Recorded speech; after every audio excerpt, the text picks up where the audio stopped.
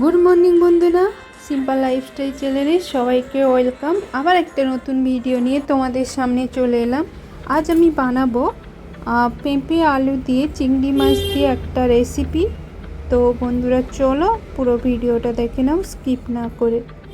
চলো দেখো, চিংড়ি মাছগুলো আগে আমি ভেজে নিব ভালো করে। তো ভেজে নিচ্ছি। যারা পেঁপে আলু একদমই খেতে চাও না পেঁপের তরকারি, তো এইভাবে একবার পেঁপে আলুর তরকারি রান্না করে খেও, খুব সুন্দর লাগে। তোমরা এইভাবে একবার ট্রাই করে দেখো। তো চিংড়ি মাছগুলো আমি ভালো করে ভেজে নিচ্ছি।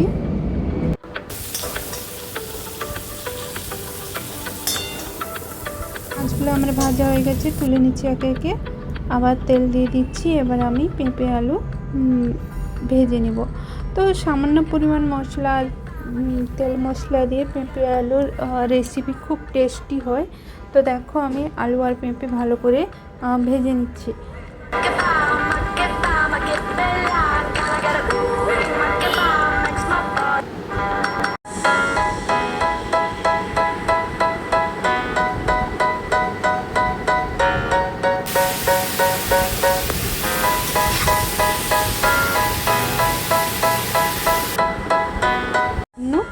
একটু ঢাকা দিয়ে দিলাম সিদ্ধ করার জন্য, কিন্তু কোনো কাজে ব্যস্ততার কারণে আমার ঢাকাটা তুলতে দেরি হয়ে গেছে। দেখো একটু লেগে গেছে। তো বন্ধুরা এইভাবে করবে না, তো ঠিকঠাকভাবে দেখে ফ্রাইটা করবে।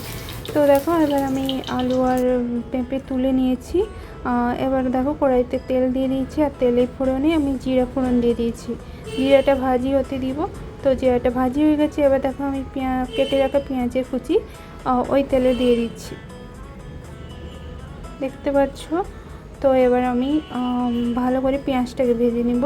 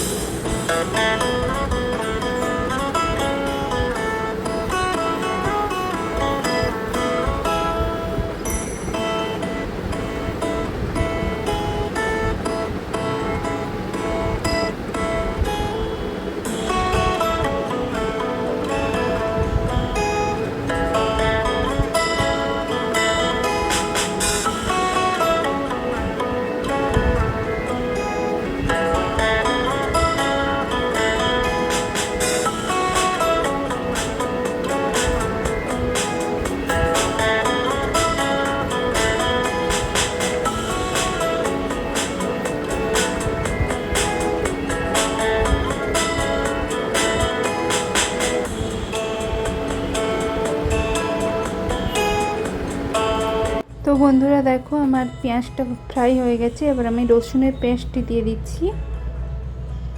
তো ভালো করে কষিয়ে নেব রসুনের পেস্টটা।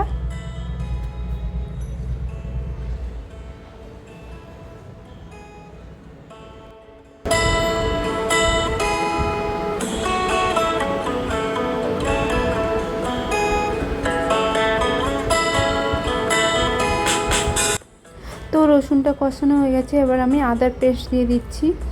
ভালো করে আদাটাকেও পেঁয়াজের রসুনের সঙ্গে কষিয়ে নেব। তো দেখতেই পাচ্ছ কষিয়ে নিচ্ছি।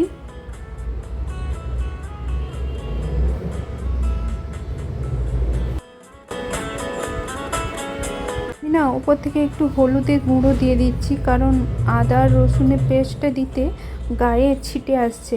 তো বন্ধুরা তোমরাও এইভাবে হলুদ দিয়ে মশলাটাকে গায়ে ছিটানো থেকে রোধ করতে পারো। আর কেটে রাখা টমেটো দিয়ে দিচ্ছি, দিয়ে ভালো করে কষিয়ে নিচ্ছি যতক্ষণ না টমেটোটা গলতে থাকছে।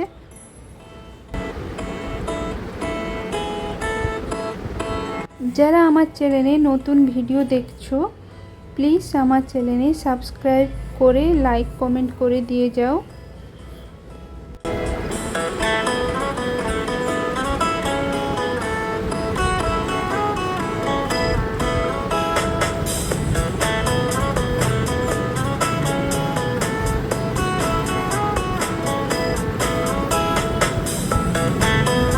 সামান্য পরিমাণ জল দিয়ে দিয়েছি যাতে টমেটোটা ভালো করে গলে যায়।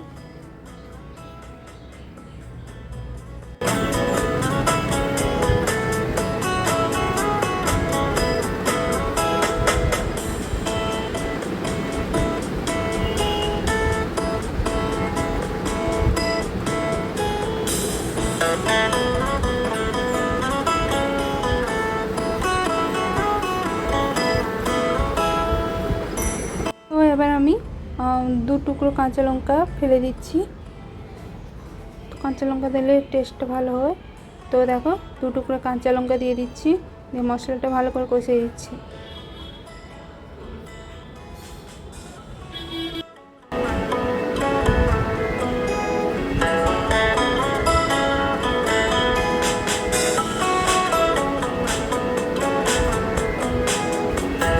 মশলাটা কষা হয়ে গেছে, এবার আমি ভেজে রাখা চিংড়ি মাছ দিয়ে দিব। তো চিংড়ি মাছগুলো ভালো করে মশলার সঙ্গে কষিয়ে নিচ্ছি। তো সুন্দর করে ভালো করে কষিয়ে নিতে হবে চিংড়ি মাছগুলো। আর একটু সামান্য পরিমাণ জল দিয়ে দিয়েছি যাতে মশলাটা ভালো করে চিংড়ি মাছের মধ্যে ঢুকে যায়। তো দেখো এবার আমি ভেজে রাখা আলু পেঁপে দিয়ে দিচ্ছি, দিয়ে ভালো করে আলু আর পেঁপে ভালো করে কষতে থাকবো।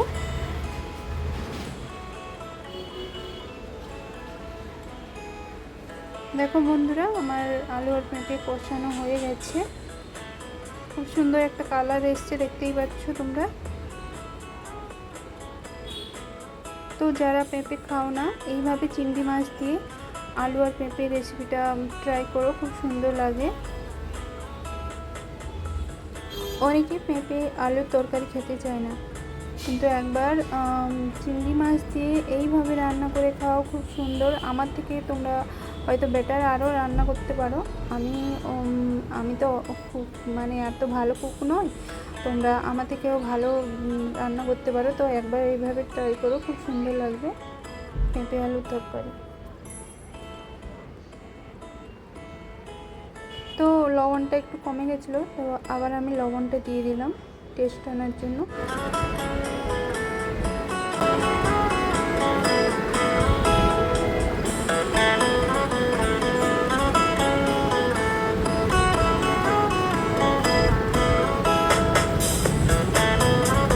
এবার আমি জল দিয়ে দিব, আমার কষানো হয়ে গেছে, এবার জল দিয়ে দেবো। তো একটু বেশি পরিমাণে জল দেবো, কারণ আমার আলুটা আমি পুরো একদম আলু আর পেঁপেটা পুরো মাখা মাখা একদম গলা গলা করবো। তো জলটা দিয়ে দিয়েছি। এবার আমি না এটাকে একবার ফুটে আসতে দিব।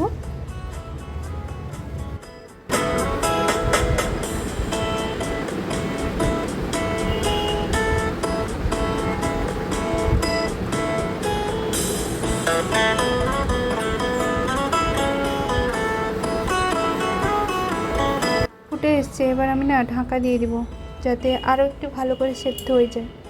এ দেখো আমার রেসিপিটা পুরোপুরি হয়ে গেছে, পুরো সেদ্ধ হয়ে গেছে, দেখতেই পাচ্ছ তোমরা কি সুন্দর হয়ে গেছে।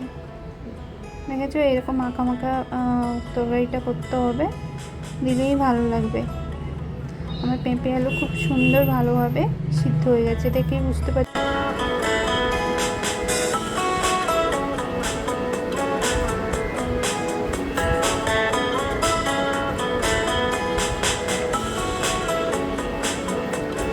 আমি উপর থেকে ধনে পাতা দিয়ে দিব, এই যে ধনে পাতা দিয়ে দিলাম। ধনে পাতা দিলে আরও টেস্ট বাড়ায়, খুব সুন্দর টেস্ট হয়েছিল, কিন্তু তোমরা ট্রাই করো।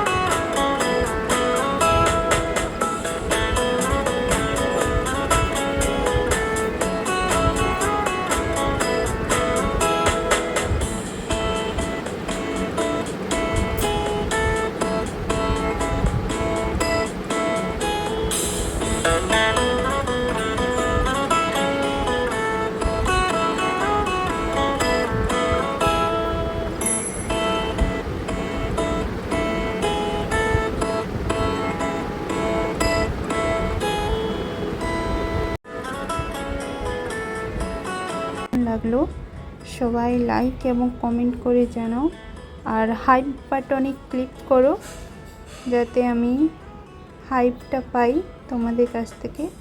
বন্ধুরা সবাই ভালো থেকো, সুস্থ থেকো, আর তোমাদের ভালোবাসায় আমিও খুব ভালো আছি। বন্ধুরা টাটা।